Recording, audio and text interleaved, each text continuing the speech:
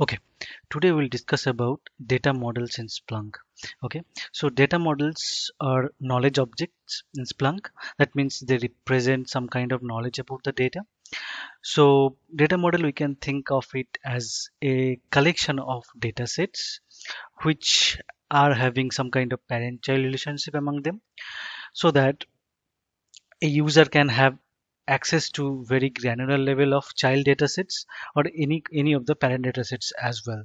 Okay, now in terms of relational database world, data model, you can think of it as a schema in any database, relational database, where a schema is what it's a list of tables, right?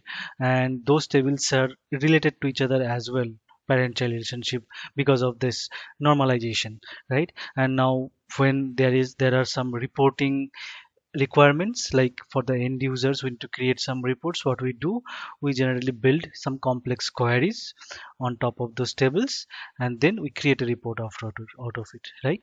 Now in Splunk, data model serves the similar kind of purpose. Okay, so they basically encapsulates the whole knowledge about the data in a sophisticated data sets. Now those data sets, you can think of it as a complex queries now, and in very special kind of queries. Now those queries Splunk used to create pivot reports for the pivot users. Okay, now there is a pivot tool as well which works on the data model, to generate the pivot reports. So the main use case, basically, data model is like for the end users who do not have the technical know-how of the Splunk, but they still don't want to generate some kind of report out of the data we have in our index. So data model basically serves as a intermediate system for them. Okay, we'll see how to do that. Now if you see any kind of data model, basically encapsulates the knowledge about the data, right? So the data and the requirement for different kinds of reports basically drives the design of the data model. Okay, now data model comprise of different kinds of data set. We'll discuss about them as well. So before doing that, what we'll do is we'll understand the data first, with which we will be working on today. Okay, so this is the data of Zomato online service. Okay, now this is the real world data, and which I have downloaded from Kaggle website. Okay, so let us understand the data first. So we have restaurant ID column, we have restaurant names, country code, okay, different country codes, city names, the restaurant address, which locality they belongs to. Now locality verbose mode as well, their longitude and latitude values, what kind of cuisines they serve, okay, and what is the average cost for two people. Okay, now what kind of currency they support. Now they have table booking or not, they have online delivery or not, they are delivering currently or not. Okay, their price range, average rating. Now rating color, that means like green, red, something like based on the customer feedback, and rating text. Okay, so now suppose we have something like data, this kind of data we have. This is worldwide data, right? Now suppose our super boss wanted to have some kind of reports out of it, right? Now there can be multiple views of this data, right? One of the views could be he wanted to see the report based on continent wise, like from Asia market how it is doing, from North America, South America market how it is doing, right? Or there could be another view called cuisine wise view, right? What kind of cuisines we are serving, which part of the world we are serving those cuisines, right? So based on this driving force, we can create a data model to serve this one, so that the end user can create any kind of report out of it. Okay, so basically we are talking about a data model structure like this. So we have our total Zomato data, right? So now we are creating basically two views out of it. One is continent wise view, and now this continent wise views can have a subcontinent as well, right? If the continent represents all the continents in the world, subcontinents will be representing the specific continents like Asia or North America, like that. So if you see, by doing this, we are basically creating a parent-child relationship between the data set. So this is in data model world, this is a data set. We call it root data set, and this is another data set. We call it child data set. Okay. Now, as a end user of the pivot, they can work on this data set, or they can work on the child level as well, and based on that they can create their own reports. Now for cuisine also similar kind of stuff, right? Now if you see, a data model can have more than one root elements. We call it root elements, okay, which basically directly derive from the main index data. Now now the root elements or the root data sets, we say, can be different kinds of data sets. Okay, it can be a event root dataset. As I mentioned over here, we'll see what is the difference between these event roots, and there are search root datasets, and there are transaction datasets as well. Okay, now transaction datasets we'll be discussing maybe later in separate video, because for that we need to understand the Splunk transaction command. Okay, so we'll be discussing the transaction command. Along with that, we will be discussing this transaction dataset as well for the data model. So for our current discussion, we will be discussing these two kind of datasets. Okay. Mm, Now basically I am planning to create this kind of datasets. These datasets for continent, there will be separate subcontinents, so child datasets, and for cuisine there will be a single dataset itself. But the type of the datasets for cuisine will be searches, for the continent it will be events. We'll see what is the difference. But before that, we need to see how we can create a data model. Now this Zomato data I have index in my Splunk in the main index. Okay. Now if you see, there is no country here, country name here, but we have a country code somewhere, right? We have a country code, right? Now the same data set also have a country codes. Okay, XLS. So what I have done is I have created a lookup for those country codes. So if I show you, so input lookup country codes, this is lookup file name. Okay, which I have created for that country code and their country name. So we will be using this lookup in our data models as well. Okay, now let us see how we can create a data model, the initial one. So for that we need to go to settings, we need to go to data models. Okay, I'll open a new window. Now from here we'll create a new data model. We'll give it a name, let's say Zomato. Okay, my app will be search and reporting. So data model for Zomato. Okay, my description, create. Okay, now if you see, it gives me this window here. Okay, there are a lot of options for editing one, which we'll be discussing later side. Download, pivot also there, which we'll be discussing very extensively, and documentation. Now this left hand side, if you see here, there are data sets, right? And if you see, there are two things called add data sets. And if you see, it is giving me two options, root event and root search. Okay, now this data model, each and every data model requires at least a one root data set. Okay, at least one. It can be multiple one, more than one, but it requires at least one. Okay, now that root data set can be two or three different types basically. One is event wise, another is search wise. Okay, another is the transaction wise, which we'll be seeing that. Now the main difference between the event and the search type of root dataset is, in event type of root dataset you cannot give any pipeline search. That means basically when you create a dataset, you have to give a condition based on which the dataset will be formed, right? So in event types of database, you cannot give any kind of pipeline. In such kind of dataset, you can give any kind of complex search, and even you can give a stats command, which is basically transforming command as well in your dataset query. Okay, so as I mentioned here, so continent database will be using as a events database. So I'll select the root event, I'll dataset name, I'll be giving, let's say, continent.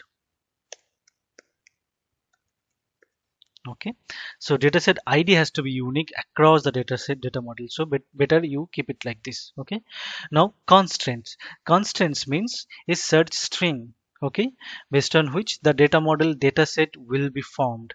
Okay, now this could be any search string, but as we are creating a event dataset, and that to a root dataset basically is less constant compared to its child dataset, because whenever we are going to the child level, we are applying more constraints of it. Okay, we'll see it how it works. So for now what we'll see is we'll give index equals to main.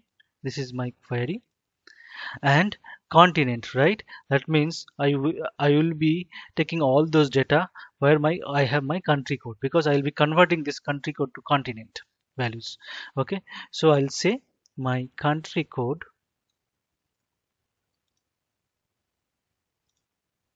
Okay, my country code equals to star. Okay, now if I give like this, so if I just let us run this search over here, so we'll do it parallelly.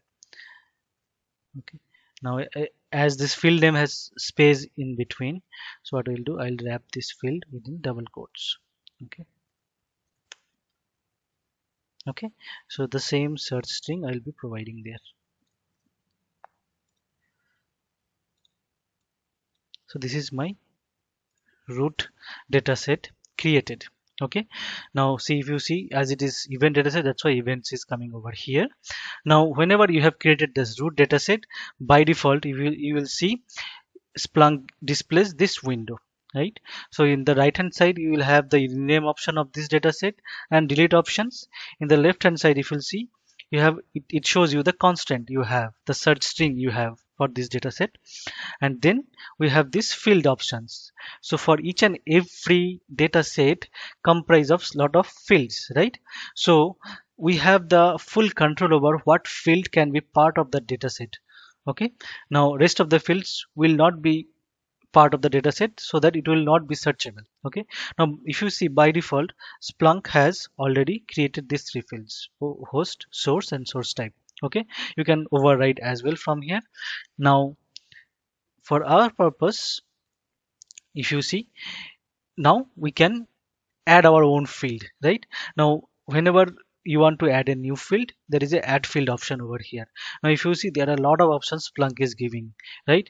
Now auto extracted fields are the fields which Splunk is basically extracting automatically, so that these fields are basically same as this field showing up over here. Okay, now for eval expression based, you can give an eval expression which creates a new field, right, for us. So we have this option over here as well. Okay, we'll see one by one how to do it. Now lookup means, suppose you have a lookup, right? And then basically by using that lookup command, you are basically looking up a lookup file, and from there you are exporting some fields from there, right, into your own data sets. So that also you can do from here.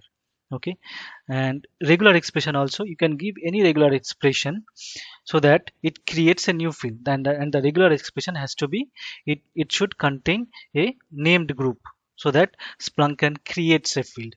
So okay, now, and if your data have some kind of IP address, so you can use this GeoIP as well. As my data do not have anything, so I will not be discussing that one.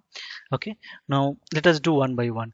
Now before that, let us see what kind of use case we can implement, okay, for the data set.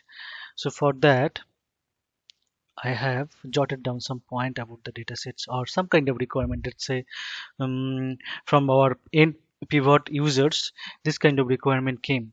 So for continent kind of data set, they want to generate some report called continent wise breakup. Okay, continent wise maximum average cost for two. Okay, I want to know what is the maximum average cost for two continent wise, or rating color wise breakup. Okay, now when we go to subcontinent level, they may wanted to know how many restaurants there are city wise. Okay, how many restaurants are just expensive? Let's say we defined a condition like where my average cost for two persons is greater than 1,000. I call that restaurant as expensive. So they may wanted to generate a report where they wanted to know how many expensive restaurants are there for city wise, right? So if you see this data for Zomato data, so they wanted to know how many city, for each and every city wise there is a city column over here, right? How many expensive restaurants are there? We'll see how to do that. Mm, and now we can also there could be some requirement like which city have most expensive restaurant and what is the average cost for two. We'll try to implement some of it today. um, which which city has online delivery wise breakup, city wise breakup, or online, which city offering basically online delivery, which locality restaurants are delivering now, we can see that one as well. Okay, which restaurant got more votes, this kind of requirement. Now if you see, data model is very much flexible. If you see in the relational database world, there you have to create complex searches for each and every kind of reports requirement, right? Now data model have that flexibility where you just create the data model and give this data model to the pivot users. They can create any kind of reports they want. Okay, now for cuisine also, maybe we want to know cuisine wise breakup, so we'll see how we can implement those stuff. Now now so we have our own data set, first data set created the continent wise, right? Now let's see what are the requirements for continent wise. Now I want to know the continent wise breakup. That means Asian continent, how many counts, like that. American continents, South America, North America, how many counts, right? Now for that we need to have a continent field in our data, but there is no continent field over here, right? There is no continent. That means we have to create our continent data. So how we will do it? So we will be doing it based on the country name, where my country, if my country is belongs to, let's say, Asiatic country, then I will move them as a Asiatic bucket, right? Asia bucket. Similarly for North America countries like US and Canada, we will move to North America countries. So so to do that, I have only my country code here, so I need the country. That means I need to do the lookup. Okay, now, so basically what are the fields we need? We need our first, our country code, right? Now I'll see auto extracted field, we'll see the country code. Okay, this is the first thing we need, country code, because from there we will be deriving the country name through lookup, right? Now try to click on save. If you see here, Splunk is complaining because the field name contains a white space or some kind of double quote, single quotes, or asterisks. Okay, so you cannot do that like this, you cannot add this. But if you see the city, for city you can easily add this field. Okay, so we'll delete it now. We'll see if city is required, then we will be adding it. So we have to fix it. Then how we can fix it? So there is a called eval expression. Okay, so something like this. Let's say I have a country code, right? If I say, if I give eval country code equals to this guy, right? So what is happening? Okay, this is a field name, right? Field value, so it has to be within single quotes. So if you do not sure about where to use single quotes, where to use double quotes, check out my eval video. There I have properly explained that one. Okay, now if you see, my country code and this country code is having same values, but what I have achieved is I have removed this space, okay, through this eval expression. The same thing I'll be doing there as well. Okay, so I'll be creating a field called, so if you see here, that field eval expression, the eval expression portion will be only this portion after the eval. Okay, so this portion I will be giving, field name I will be giving this field name, country code. Okay, display name, let's say country code, type is string, save it.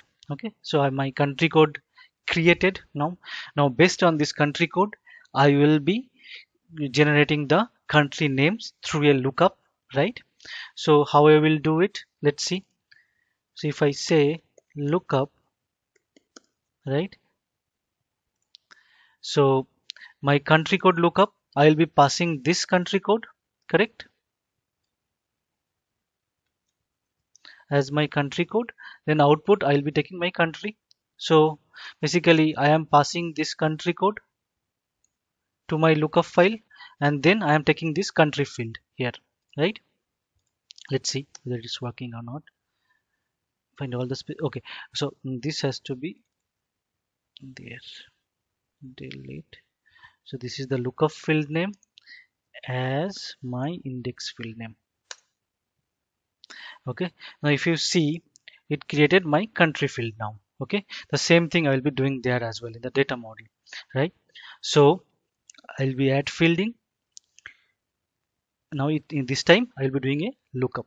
Okay, so which lookup, I will be taking the country code lookup. Okay, now which field I will be looking up is my country code, right? And my dataset field will be this country code, new field I have created. Now this one, the output field will be my country, right? Display name, let's say country. Save. So I have created now if you see, there is a message over here, calculated fields are processed in order above, so ensure that any dependent fields are defined first. Okay, drag to rearrange. That means suppose if any of your calculated fields, see, whenever you create an eval, you create a field with an eval statement or lookup, all are all are considered as a calculated fields. Now this country field is basically dependent on this country code field, right? That's why country code field has to be above the country. Okay, if I move this country above the country code, it will not work. Okay, this order is important here. Okay, now we have our country. Now we have the country name. Now based on the country name, we are basically will be creating a new field called continent field, something like this. Okay, so we have our country field. So I have that query, maybe it's just a simple eval statement. So to save time, I will be using this one. So what I am doing it over here is I am creating a new field called continent, right? So there I am using a case statement. So I'm basically checking my country is in Asiatic country, then I am moving to Asia bucket. If it is Australia, New Zealand, I'm moving to Oceania, something similar stuff. Okay, so if you do that, so it basically creates a new field called continent, right? Asia, North America, Europe. So same thing, we'll be doing it over there as well. So I'll just copy this one. I'll go to my here. Okay, now I'll go to eval expression again. I give that eval expression from the case. If you see here, field name, I'll be copying this one, the continent. Okay, display name, I'll be copying the continent, let it be string, save. Okay, so I have created my continent field as well. Okay, so now let's see the initial data set, at least for my this requirement. I think my data is ready, right? I now can have continent wise breakup, right? Similar kind of stuff over here, just like stats count by continent, right? Similar kind of data I needed there. So let's see. So this is my continent data set. Now I will go to pivot. Let's see if I have only this data set in my data model, how a pivot user will be using that one. Okay, now if you see, whenever I clicked on pivot, right, so this window opens up. Okay, so now it listed down the data set you available to you. Okay, so there is a data set, there is a data model called Zomato, right? There is a continent data set available. I'll click on over there. Okay, now if you see, whenever I clicked on there, the new pivot window opens up. Okay, now this window, if you see the right hand side, there is a save as options. You can whatever report you will be creating over here, you can save it as a dashboard panel. You can clear it to start from the scratch. You can go to edit dataset mode so that it will move to this screen. Okay, and you can select the data sets from here as well. Also, after clicking on this one, okay, it gives another information about the dataset acceleration. Okay, so now we'll see. Now there are other options of downloading and printing those data sets which are unnecessary. Now from here, if you see, there is a filter over here, right? And there is a split by columns, there is a split by rows, and there is a column values. We'll see how we can generate that stats count by continent. So to do that, what I am doing it over here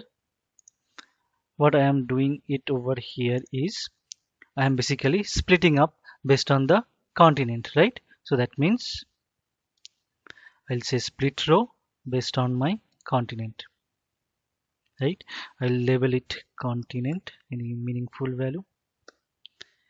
I'll say add to tables. Okay, so what is happening here is it's continent wise, it is breaking up my rows, but here count is always showing up 1 because of this distinct count, right? Column values. So from here, what I'll select is I'll select the count. Okay, then update. Okay, so similar data I have generated now. Even if you want, you can give a name as well, count, proper name, update. Okay, so I have created a continent wise data. Now what if I don't want as a stable visualization? I want something like, let's say, bar chart or horizontal bar chart, let's say. So to do that, if you see, except the pivot statistical table, there are a lot of other visualization options: line chart, area chart, column chart, bar chart. Whatever you want, you can choose it. So let's say bar chart. So it's basically give me the bar chart visualization here for the same data, and it also gives me the options to basically do lot of kind of options settings. Generally we do from the format visualization, right? So that also option it is giving me over here. Okay, so from here I can save it as a dashboard panel. Let's say new dashboard demo, save.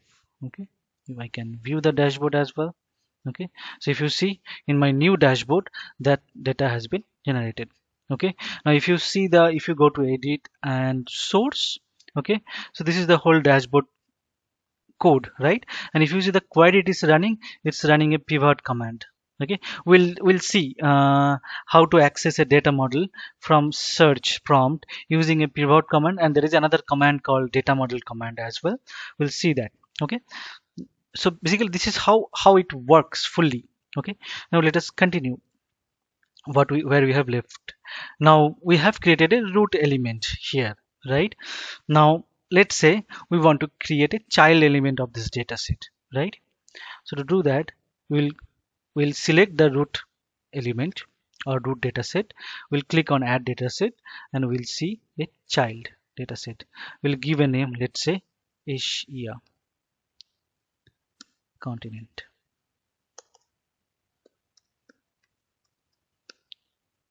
Okay, now this constraint, right? Now if you see, whenever we create a child data set, right, by default it inherits all the fields defined in the parent data set. On top of it, it can it not only the fields, it also carry the constraints defined in the parent level data set. Now whenever with the child level, we can give additional constraint, and we can define additional fields as well. Okay, now but there is a distinction over here which we will see regarding the field definition. Okay, let us give the additional constant. So what will be my constant? Now if you see, if you remember, in my continent parent data set, we have the continent field already created. So whenever we'll be creating this child data set, this continent field will be available to the child data set as well, right? So as I am creating my Asia continent data set, so what I will do, I'll in my child data set, let's give Asia continent, right? So my constant will be this one, where my con continent in Asia, right? So maybe I'll give continent. So if I give here search continent,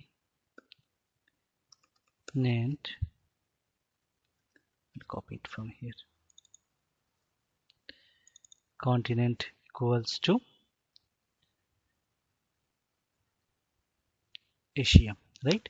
This will be my search string. Further, I am filtering the data. The same constraint I will be giving it over here. Okay, my continent will be Asia. Let's see. So if you see the inherit from also, it is saying the continent. So you have the flexibility of from which root element you want to inherit from. Okay, click on save. So my Asia continent has been created. So if I click on Asia continent, if you see by default those three fields are available, right? Now it is also showing up the constants for Asia continent, where my continent is Asia, right? Now if I go to add field, if you see the auto extracted fields are already off, because whenever you are at the child level, you cannot add any auto extracted fields. Okay, so whatever you cannot auto extracted new fields basically. Okay, because whatever auto extracted fields you want to use, you want to do it from the root dataset itself. Okay, not in the child level, but you can always have the option to create a new eval expression, something like that, right? So let's say I have a requirement here, right? Subcontinent level, how many restaurants are there at the city wise? So that means I need a city data itself, right? So I do not have any options now because city I have not included here. So what I will do is I'll go to continent level. Okay, from there I'll go to add field, auto extracted field. I'll add city here. Okay, as city do not have any kind of space in there, so I'll just save it. So city is available. Now if you see, city is directly listed under extracted fields, not calculated fields, because I have added it from auto extracted. Okay, now if I go to level, this level, my city is available here. Okay, now for this requirements, what I am trying to say is how many restaurants are there at the city wise. That means city wise count breakup. So let's see whether my pivot user is able to do it or not. Okay, so I'll go over here. So now if you see, previously we were able to see only one data set. Now we are able to see two data sets.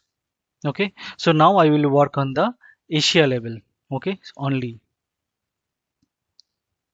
So if you see my whole count, if I just show you over here, except this one. So okay, we already ran this one. So only the Asia data is 8849, right? So if you go to pivot, the total count is also showing 8849. That means we are only working with the Asia data. Okay, so now what I want is I want the city wise breakup. So similarly, split rows, I'll go to cities. Okay, I'll give it a name called city, add to table. Okay, so each and every city wise now count I am doing. So here only I have a distinct count, right? So count, city wise count,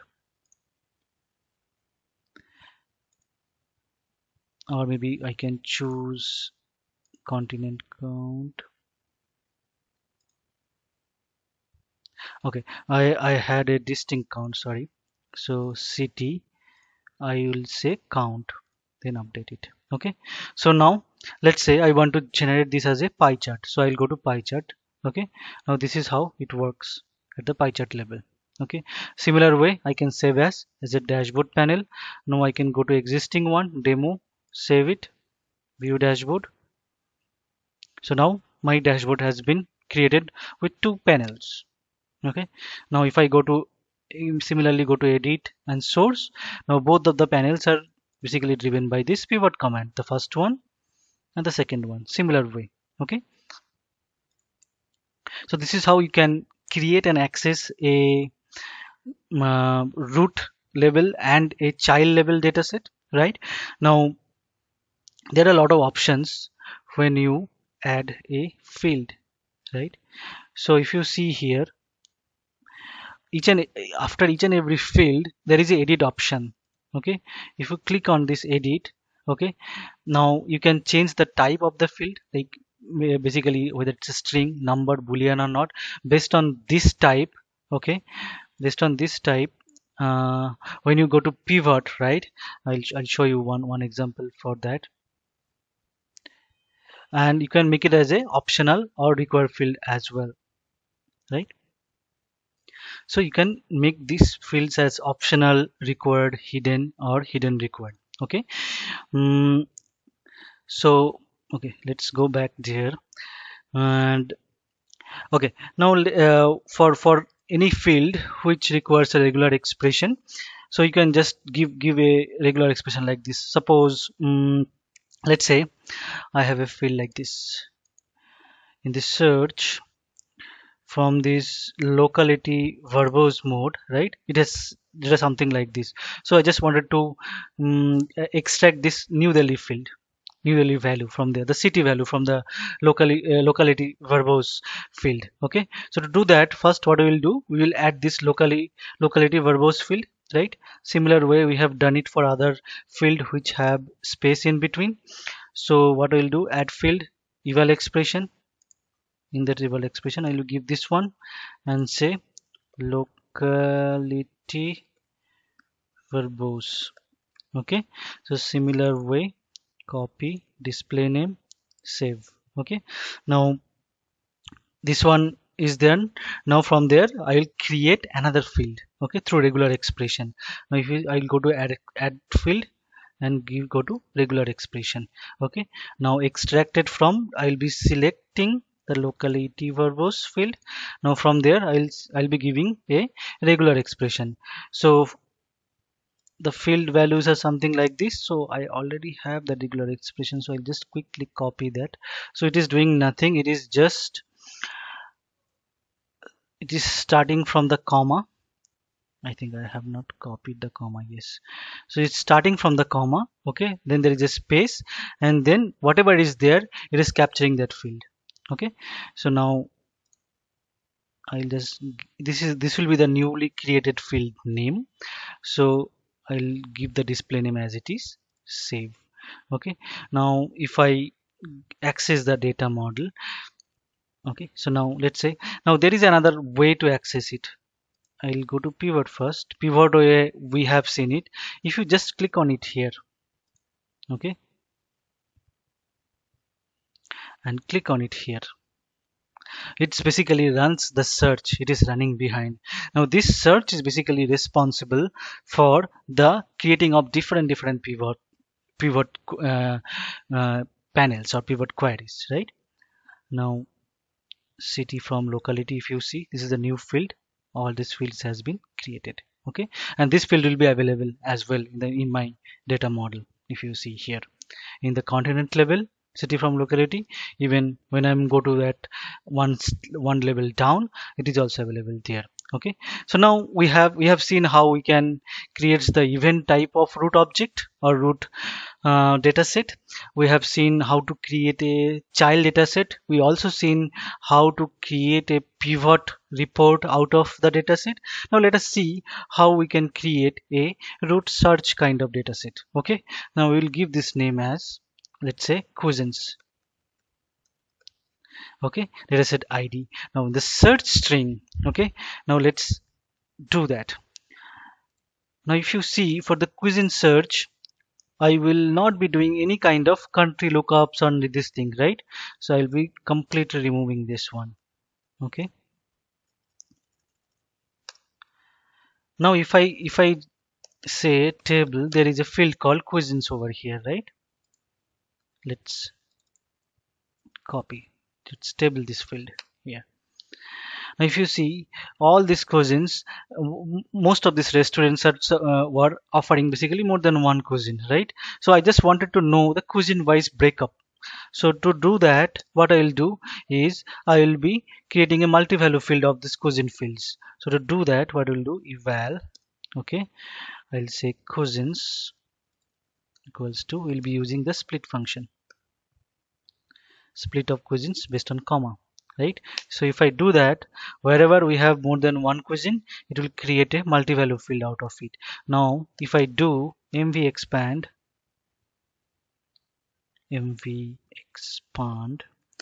on cousins, right? So it creates a single row for each and every cousins, right? And then we can just do stats count, right? So to see how many cousins wise we have breakup, just a simple example. So if you see, I just wanted to, so that if I go to my requirement document, so for cousin I just wanted to know the cousin wise breakup. So this could be my search, right? And if you see here, I am using a pipe over here just to show you the difference between this search root object. If I go to continent, okay, and click on edit, and let's say pipe, let's say pipe something like any condition, and let's say city equals to star, search city equals to star. If I try to save it, Splunk will automatically complain that dataset cannot contain any pipes because this is a event kinds of dataset. Okay, now whenever I am going to creating a search kind of root dataset, okay, there I can give any kind of complex search. So I'll be giving this one.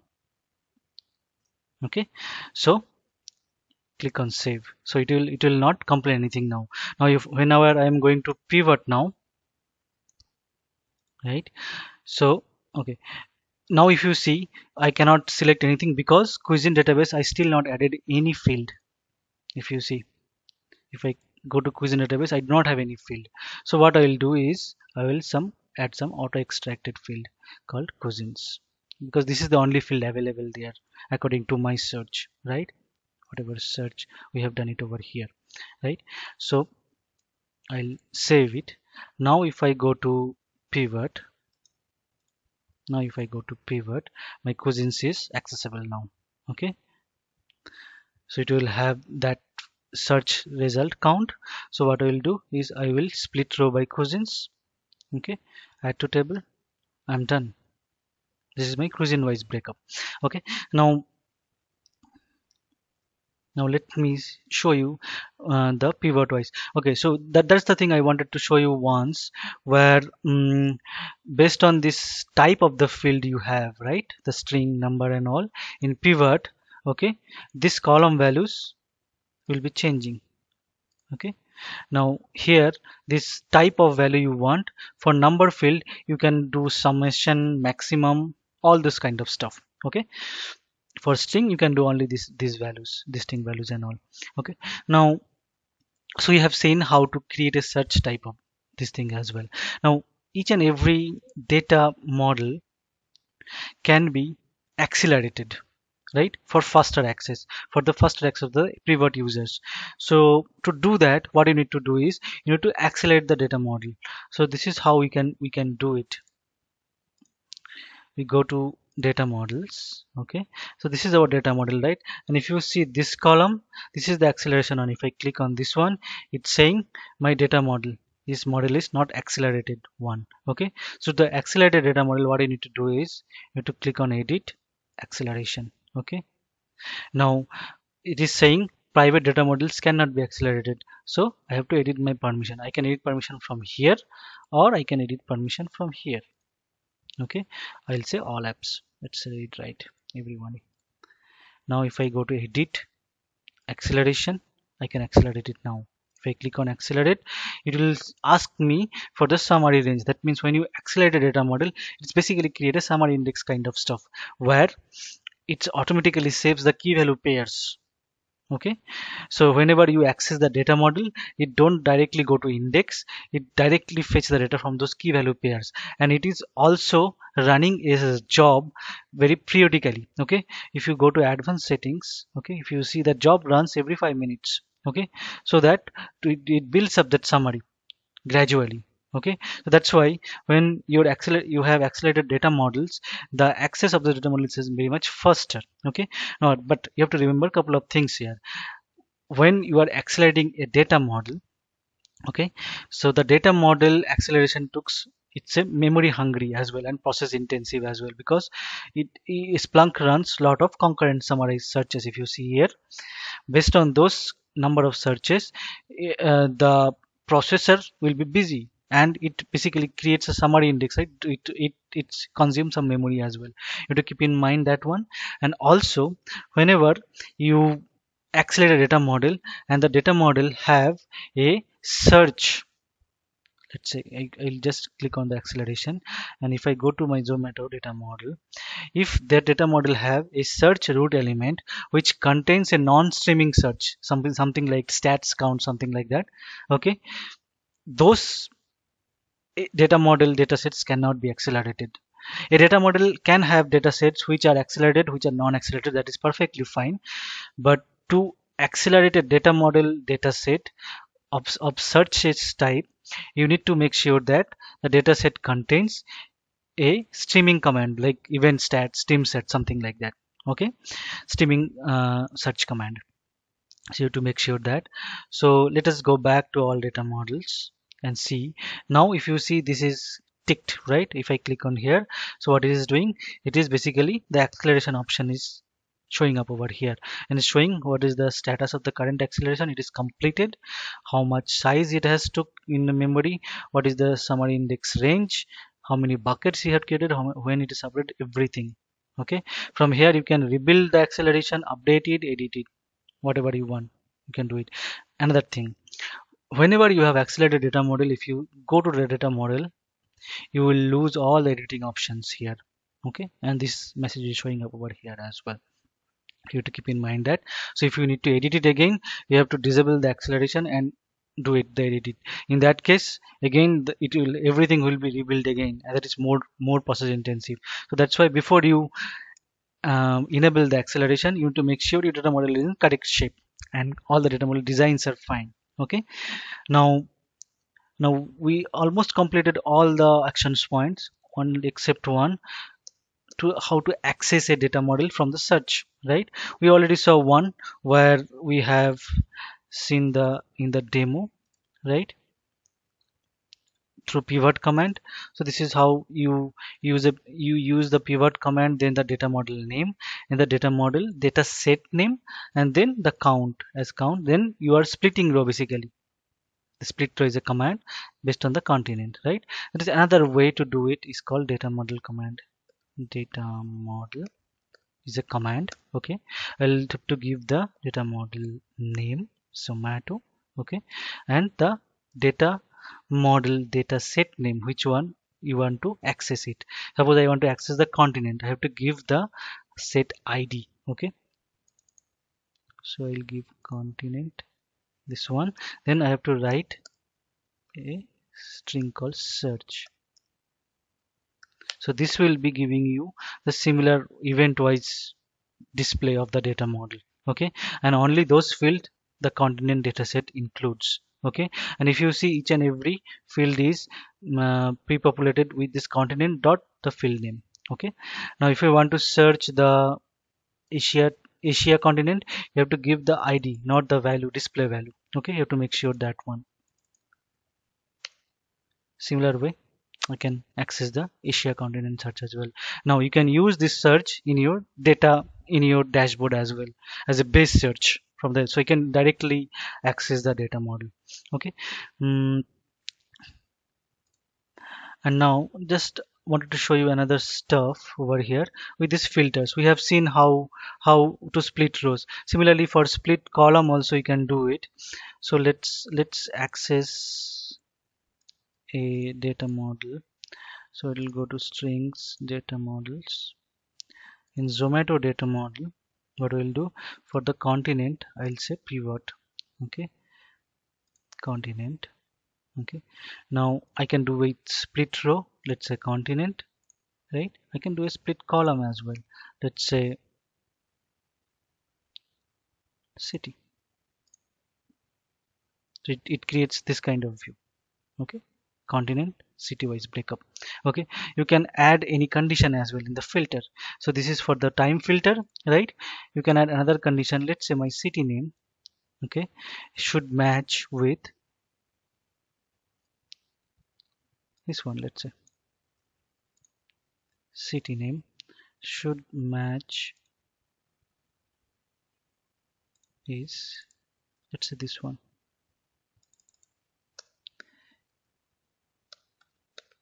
Okay, add to tables.